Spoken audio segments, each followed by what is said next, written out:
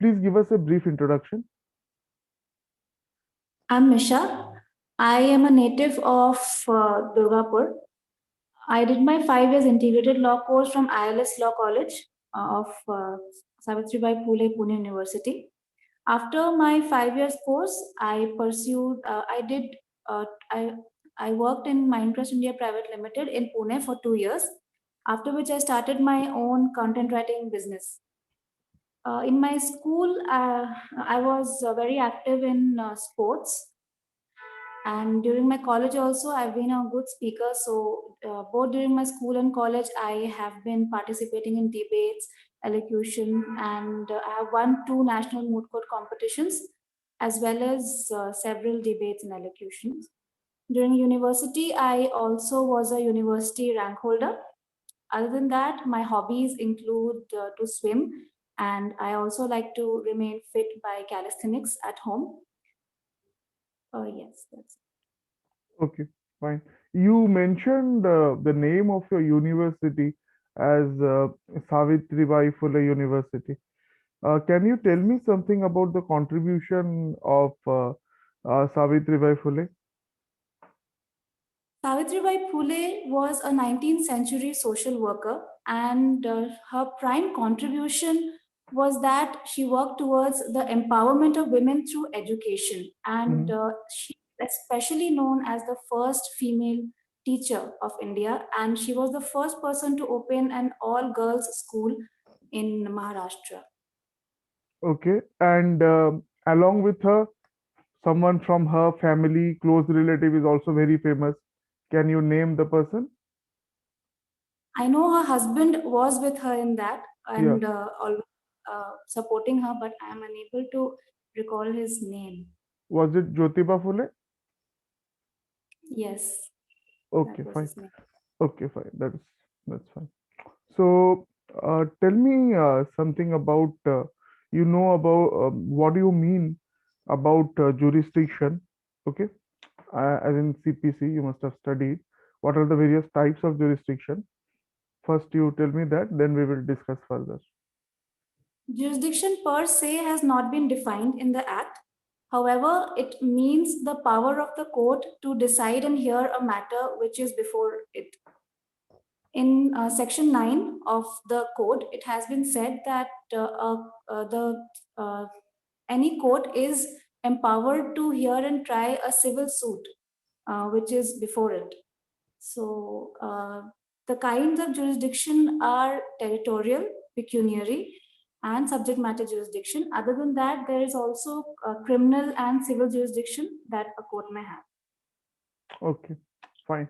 So, if there is a defect, okay, in the jurisdiction, what effect will it have on the decree? Can you give me, the three types of jurisdictions that you said, territorial, pecuniary, and subject matter?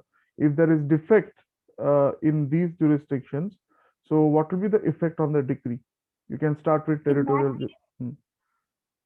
in that case, the decree becomes void. In any case, suppose territorial jurisdiction, there is a defect in territorial jurisdiction, will the decree uh, be a nullity? In my limited knowledge, that is what I know.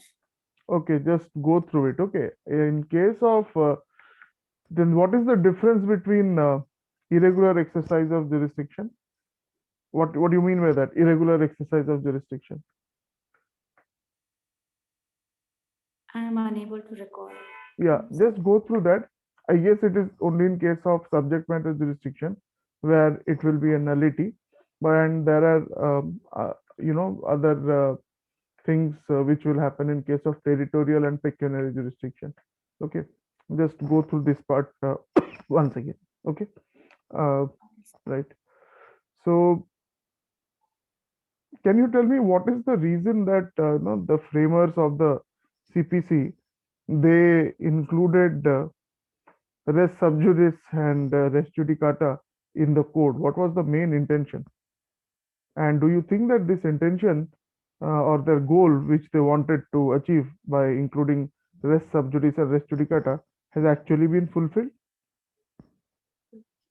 So the first reason is that it is in the interest of the nation that pending litigations are cleared up. As we can see that already there are so many pending litigations, and it has been it can be described by the maxim interest republicae ut sit finish litium. Second objective is that no person should be harassed twice over the same subject matter or the cause of action. So if a person has already been tried and the matter has been decided, then if the other party, the judgment debtor, if that person continues to sue him again and again, then it will cause unnecessary harassment to the other party. Okay. So, can a minor, file a suit? A minor may file a suit through his guardian. Hmm. And what about person of unsound mind? Does he have the right to file a suit?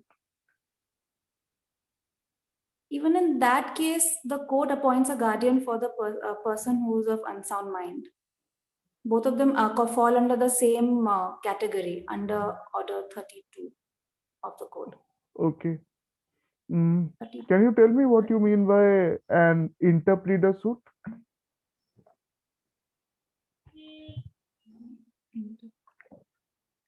Have you heard Yes, this?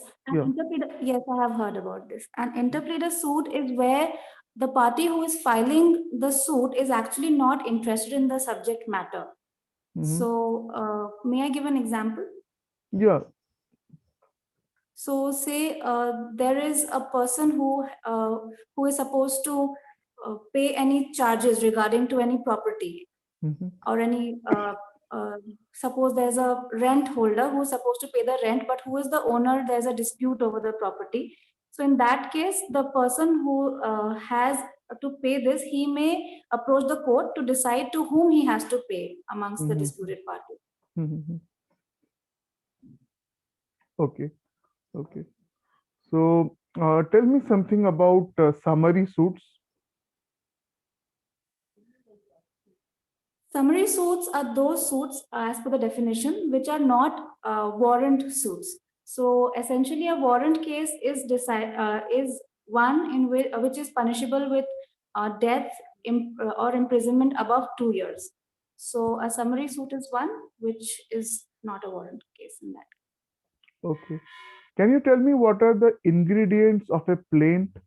So, how a plaint is defined, if it has been defined somewhere in the code, and what are the ingredients of a plaint? A plaint is basically the pleading of the plaintiff. Hmm. The ingredients of a plaint are that it should contain material facts, and the essentials of the fact is that it should just be fact and not law, nor should it be evidence, and it should be brief and specific. Okay. And other than that, the plaint should contain the name of the parties, and the if it is a subject, it is a if it's a immovable property, then the details of the immovable property, then the cause of action, the jurisdiction, and if it is a if the amount of the suit can be if the amount of the suit can be determined, then the specific amount, or if it's a case of mean profits and other such issues, then the approximate amount. And if it's a defend and how the defendant is involved in that, interested in that party, in the subject matter, and if the plaintiff is letting go of some a cost or some valuation, then the exact valuation and why he is allowing why he is letting go of it. And other than that, if it is barred by limitation, then the plaintiff has to mention in the plaint why he falls under an exception from the Limitation Act. Okay, fine. So, what is the effect of non-joinder of necessary parties and non-joinder of proper parties? How does it affect, the case? In case of non-joinder of a proper party, uh, the decree can be passed. However, it can only be completed after the proper party is there. But if a necessity party is not joined, then the decree cannot be passed in his absence. His presence is absolutely necessary. Okay. So suppose the court is about to pass a ex parte decree. They have a particular side is not appearing at all, despite summons and all, intimation to them. So what are the guidelines which have been laid before the courts that before passing ex parte decree, which they have to follow?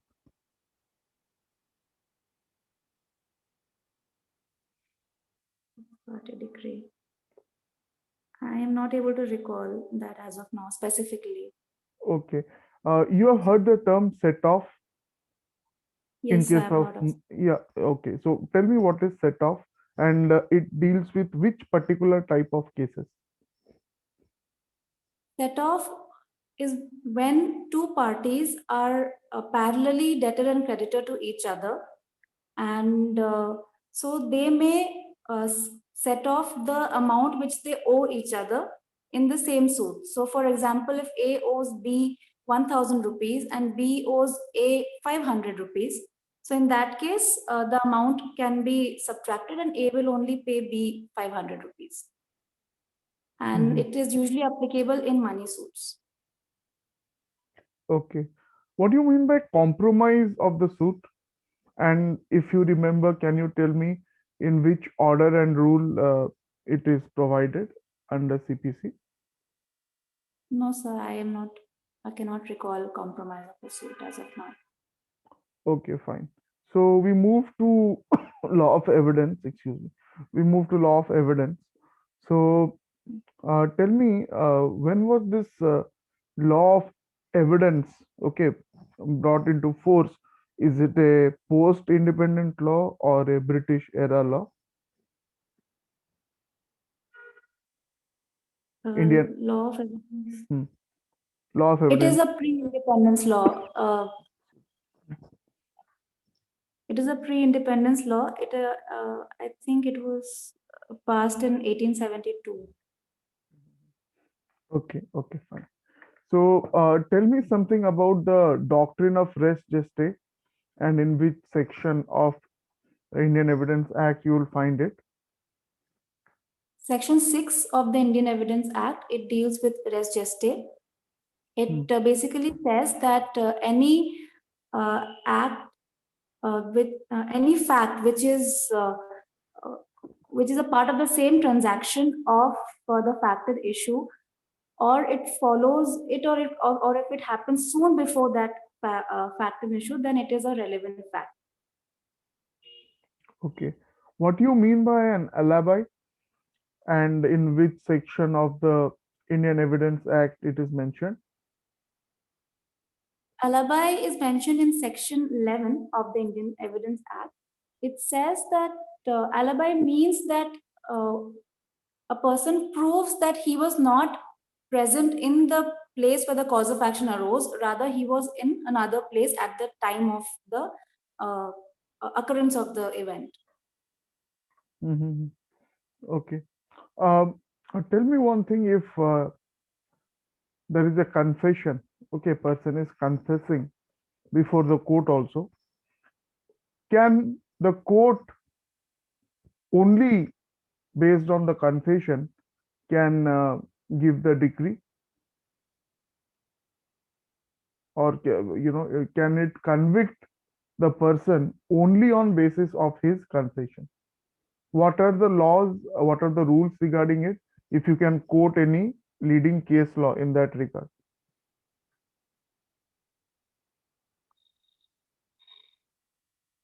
No, I'm not aware of this fact. But since confession is a relevant fact, Hmm. it the court should be able to decide based on that if the confession is voluntary. Yeah, suppose um, I am confessing before the court that I have committed a murder which actually I have not committed.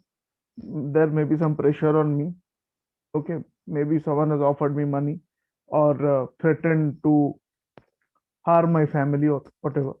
Okay, so from that perspective, I'm asking that only on basis of confession can the court convict a person. you just go through that. There are some major case laws. You can go through that. Yeah, Okay. you're saying. Confession is irrelevant when there is a threat in or any external inducement, and it becomes relevant only when the threat and inducement is removed. Okay, fine. So, can you tell me what section 32 and 33 of the Indian Evidence Act deal with? Deals with the confession of the co-accused of an accomplice. 32 and 33?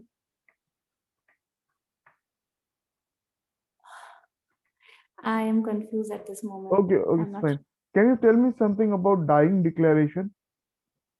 Oh yes, yes. 32 and 33 deal with people like people who are not able to be called as witnesses. Mhm. So dying declaration is given in section 32 clause 1 of Indian Evidence Act, and it says that the declaration of a person made before his death or when he is anticipating his death, that is a relevant evidence. Okay, fine. Now Even though suppose he that, cannot be present before the court at that moment. okay, suppose the person he's almost, has been stabbed, something like that, and he's almost on the deathbed, and he gives a, statement, okay, regarding who has attacked him and whatever. And then he receives treatment, and after 1 month, he survives, he's fine. So that statement, will it be considered as a dying declaration? No, sir, it will not be dying declaration, but it can be used to corroborate the evidence under 157, section 157 of the Act. Okay. Uh, Tell me in simple terms, what do you mean? What are the differences between judgment in rem and judgment in personam? I'm not aware of this, sir. Uh, Section 40 to 44 of Indian Evidence Act. Okay, dealing with judgments. So judgments in rem and personam. Just you can go through that. Okay, right. So, what is the law related to hearsay evidence? Just if you can summarize it. Hearsay evidence on their own are not admissible as evidence. Mhm. However, there are some exceptions given in Indian Evidence Act, such as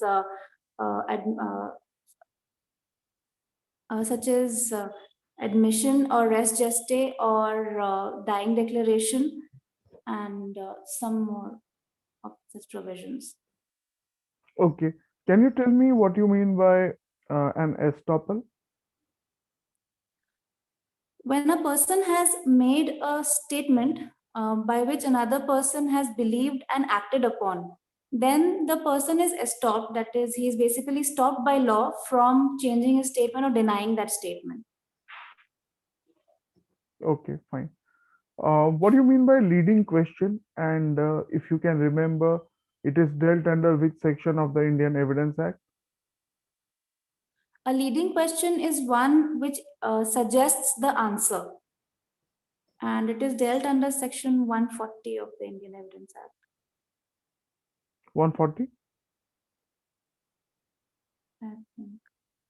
Okay, you can just go through that again. Okay, so that is with related to relation to Indian Evidence Act. Now let us come to the Code of Criminal Procedure. Can you tell me the hierarchy of the criminal courts in India? Yes, sir. Hmm.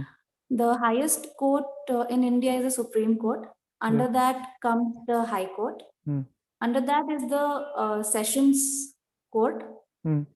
After that, there's the Assistant Session Judge. Hmm. And under that, Assistant Session Judge and Chief Judicial Magistrate and Chief Metropolitan Magistrate. Okay. Then under the Chief Judicial Magistrate comes the Judicial Magistrate First Class, then Assistant Judicial Magistrate First Class, and then Judicial Magistrate Second Class, and Assistant Judicial name, and then the Judicial Magistrate Second Class. Other than that, under Chief Metropolitan Magistrate, there is the Metropolitan Magistrate. Mhm. Okay. And also tell me about the minimum level of court which can give death penalty, and if it gives death penalty, after that what is the process? The Sessions Court may give death penalty. However, it has to be confirmed by the High Court. It has to be confirmed by the High Court. Okay. So coming to a opinion based question, what is your opinion about death penalty? If you can compare with other major democracies in the world, what is their stance on death penalty? And many have advocated that India should do away with the provision of death penalty. What is your opinion regarding this? Death penalty is a very serious punishment. Hence, in my opinion, it should be given in rarest of the rare case where the crime appears to be extremely heinous. However, since it's such a serious matter, the judge has to apply his judicial mind, and I feel it should not be done away with absolutely, because in that case there will be the level of fear, or the level of fear will decrease. At least when it is there, there is certain deterrent for the criminals to resist from certain crimes. However, it should be given on a very judiciously, and I feel the provisions in the CRPC are in any way very elaborate for this. As for other democracies where it has been done away with, I don't think that. I think it is very lenient, too lenient in that case. There should be a balance in giving and not giving at all. Okay, you use the term rarest of rare case. Can you tell me the case in which Supreme Court used this, and if you remember who was the judge, the leading judge who gave the judgment in that case? The last case where death penalty was given was the Nirbhaya case, No, no, no, not which death was penalty. This particular term that you used, phrase that you used, that death penalty should be given in rarest of the rare case. So, in which case Supreme Court first used this rarest of rare case, or in jurisprudence now we study it as rarest of rare doctrine? And if you remember who was the judge? no, sir, I'm not aware of the judgment or the judge. Okay, fine. Right. Uh, so, can you tell me what is the main, or what are the main functions of the of an executive magistrate, and how his powers are different from that of an judicial magistrate? And if you remember these powers and executive magistrate, they are dealt under which section of the Code of Criminal Procedure? The executive magistrate, the primary function is mostly the administrative and the administrative matters, and there was one more which I'm not able to recall. Police I'm function? sorry, sir, I'm not. Yes, police function and administrative matters. Hmm. Whereas the judicial magistrates, they do not primarily deal with these matters. They are the officers of the court dealing with matters which are in the jurisdiction, which are punishable with certain level of imprisonment and fine of 1,000 or 5,000, however it is given in the code. The section I am unable to recall as of now, sir. Okay, fine. Suppose offenses committed outside India. So what are the provisions there? Suppose an Indian commits an offense, let's say in US. So will he be tried in the US, or will he be tried in India? And what are the rules, or what are the from the point of view of the CRPC? If you remember the sections, you can tell me. Section 177 to 189, I think it deals with the jurisdiction Hmm. of criminal matters. Hmm. If an That- Indian commits an offense abroad, then the CRPC says that he may be tried by the criminal courts in India. Okay, right. But if I change the question, like, can US try in an Indian citizen if he has committed a crime there without extraditing him to India? I am not aware of this provision, sir, whether US can try an Indian or not. Okay, yeah, US or any other country. Okay, so can you tell me something about the provisions under CRPC to deal with unlawful assemblies and how to disperse them and all? Especially when we are seeing now this lot of protests and all going on. So Yes. can you tell me something about that? And if you remember the sections also. Yes. Unlawful assembly has been dealt under sections 132, 129 to Hmm. 144, Yes. 129 to 144 of the code. And what it says is, in case of unlawful assembly, the executive magistrate may an executive magistrate or officer in charge of police officer or any other officer not below the rank of sub inspector, he may pass an order requiring dispersal of the assembly, and he may use a civil force for the same. However, if the unlawful assembly, if required under section 130, then even armed forces may be used for the same. Okay. And under section 144, but that is not unlawful assembly. That is something. Okay. So yeah, let us come to that part. So suppose if there is an urgent case, okay, of there's some apprehension of danger or public nuisance, okay, um, with respect to section 144 of CRPC, can you tell me what are the provisions? Yes, sir. Under section 144, in case of urgent cases or in case of apprehension of such nuisance, the district magistrate or mm, uh, district magistrate or special uh, SDM, the district magistrate or the SDM, he may pass an order for uh, dispersal of or for combating such urgent situations. Okay, fine. So that would be the end of the interview.